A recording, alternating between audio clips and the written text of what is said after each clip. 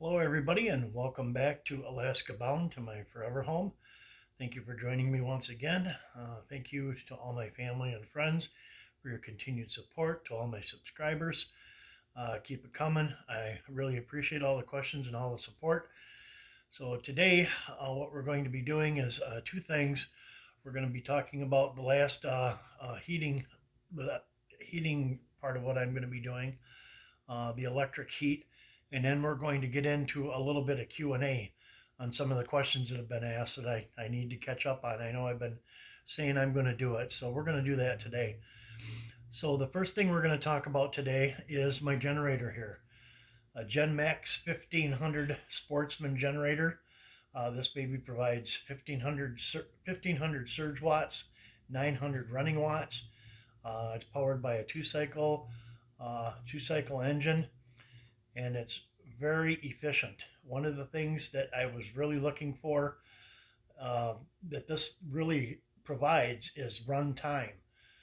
There's a lot of generators out there that do a lot of things. They have more outlets, more fancy features. This baby's portable. It's not super heavy. I'm going to add some wheels to the bottom. We'll do that down the road. But one of the things that I really like about this is this gives me 9 hours of run time for 1 gallon of fuel. 6 hours of run time for a lot of these other generators that cost 3 and 4 times as much. So I did a lot of shopping around, and I was really happy. Tractor Supply provided me with my wood pellet stove and also provided me with my generator. And I got it on a Black Friday deal for about 170 bucks. And I can't wait to try it out. Haven't fired it up yet. Don't really want to run the generator in here, with the carbon monoxide not properly grounded and all that. There's going to be a little bit more to that. I just wanted to show you the generator itself, tell you a little bit about it. So very happy with it from what I can see. Down the road, before I actually head up to Alaska, this will be one of the last things we'll do. We'll fire this up outside when it's a little warmer outside and get it going and see how it runs. But like I said, so far pretty happy with it. So once again, here in the garage, nice and toasty warm, with the pellet stove going.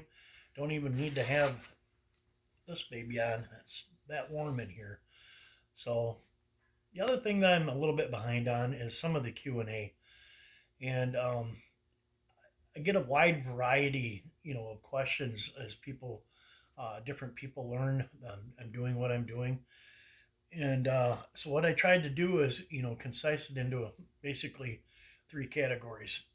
And one of the most common things that I get asked right off the top is the wildlife situation. And I enjoy talking about that aspect of it. You think of Alaska, you think of bears and wolves and stuff like that. And yes, where I'm going to be building, I'm out in the burrows. My closest neighbor is probably 400 or 500 yards down the road, and down the other way, quite a bit further. So I'm out there in the wild. I can have bear and moose in my backyard, and yes, there's black bear and there's brown bear. So that's part of the challenge. I'm an outdoorsman. That's the great thing about doing something like this. You really have to have that love of the outdoors, to do the dry cabin, to do the off grid thing. You can go off grid and you don't necessarily have to have a dry cabin. That's the way I'm choosing to do it. So we're going to talk about that a little bit. And one of the things that comes along with that is people, when they learn that I'm going to actually have a dry cabin and I'm going to be going off grid, is what are you going to do about your water? So there's two things, and I did allude to one of them earlier. The water bladder, that I can keep in my car, and I'll have a setup for it inside my cabin, where I can go to a station in town, and actually in Fairbanks, and fill up my water bladder with fresh drinkable water. But as far as bathroom water, basically wash water, we're going to be doing a point system. And for those of you that don't know exactly what a point system is, It's a pointed tube that you pound down into the ground.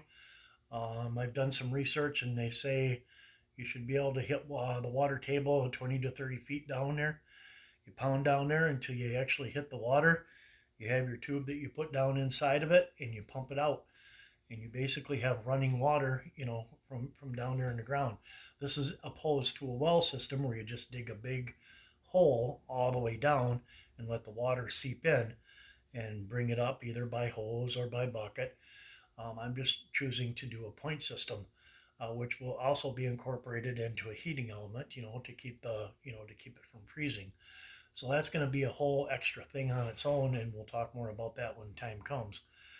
So the last thing I want to talk about is the basic question of what exactly off grid means to me and how I'm doing things and why Alaska.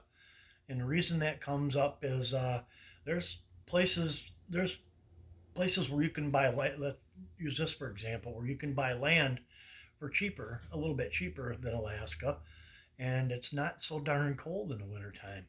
So I can definitely see the appeal to that. And I know a lot of people are happy being off grid in different states.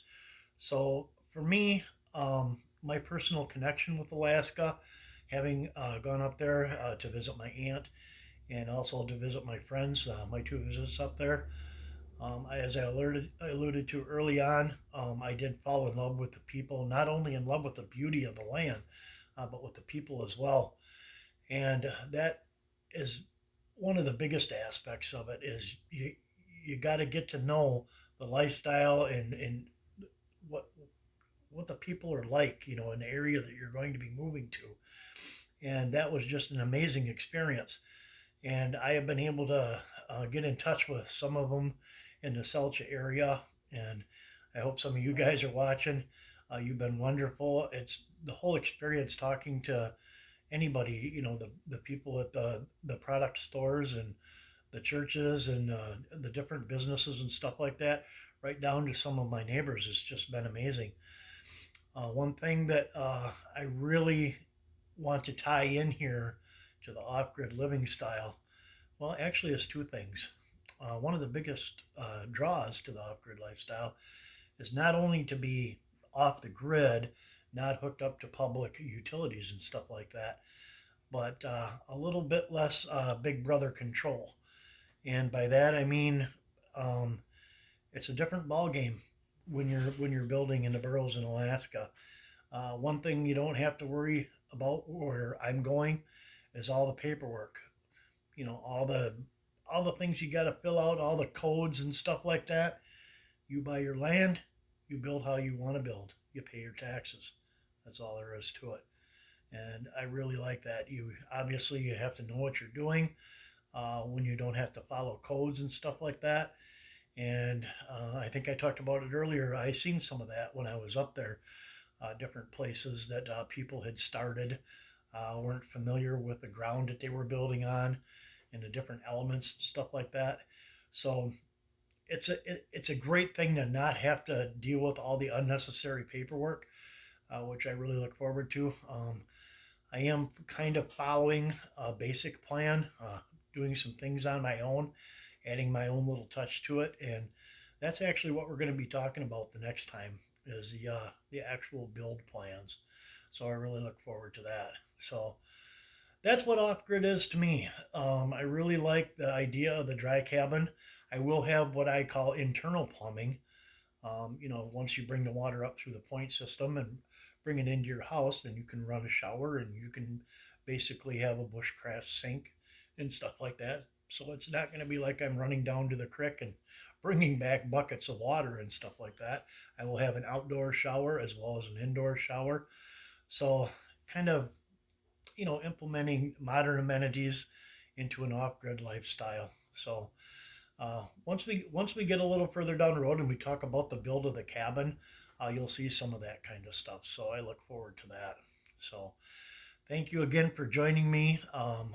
Keep the questions coming. We'll get to some more of them the next time.